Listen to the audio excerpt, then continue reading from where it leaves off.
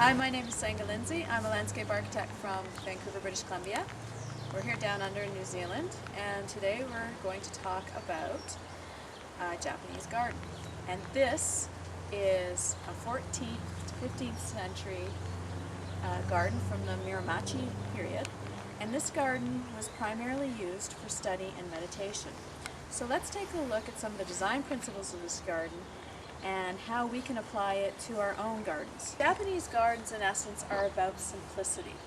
And here's a perfect example where void of lots of colorful plants, mosses are very commonly used, stepping stones, natural stone walkways like this one, very intricate in pattern and design, were detailed. Oftentimes you find these little railings. They could be bamboo posts. This is a very simple design with a rope and post system. Key trees like this pine here, as you can see, were clipped and they're in a very controlled environment. And in fact, most of the plants here are quite controlled. And this landscape is meant to emulate a larger mountain landscape. So in essence, these pines, which typically would have been 60 feet high, they're kept small and dwarfed so that everything in this garden becomes a miniature. And that's why Japanese gardens can be well suited to a small environment. Oftentimes you have features like this one, like this stone temple lantern. Things like these elements you can easily buy at nursery supply stores to give that added effect to your Japanese garden. Here's an example of a dry garden, or it's a contemplative garden, often used by the monks. This was created, the rocks essentially emulate things like mountains. The dry gravels are raked, as you can see, are emulating or abstracting water. So where you see the patterning around the rocks is like the movement of water without actual water being here. So here's a great example of how you could miniaturize this kind of concept into a very narrow space, a very dark space in your garden where plants wouldn't otherwise grow. You can use things like mosses and ferns to green up your space. It's the use of rocks, and each rock here does represent a relationship to one another as well. So the principles here are the use of rock, stone, moss, and miniature plants.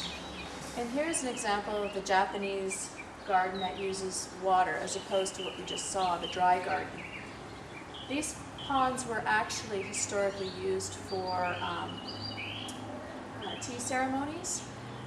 This is a tea pavilion that we're sitting in that overlooked this pond, and oftentimes small boats were used on larger lakes, obviously, where guests would would float around in little boats on the pond. Again, you can see that everything here is in miniature in the pond, from the rocks to emulate things like the islands, and then the dwarf clipped pines, which are like the wind-swept pines on an island, on a small island. So again, using these principles to create your own pond feature in your own garden. Hi, my name is Senga Lindsay. I hope you've learned a little bit more about a Japanese garden and its principles of design. And I think you can see that just by its nature of miniaturizing plants and material, that you can easily adapt these sorts of principles to your own Japanese garden. The basic principles to remember are everything simplistic, in miniature, and simple use of things like stone for your walkways, stone to create miniature mountainscapes, gravels that can be used for dry stream beds, and don't get very fussy with the use of plant material. No colors, no flowers, because what you want to do is create a very restorative, peaceful setting.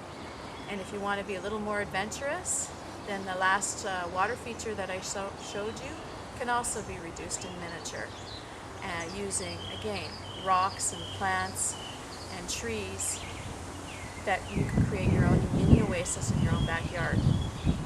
If you'd like to learn more about garden design or Japanese gardens, please visit my website at Senga at www.sengadesigns.com.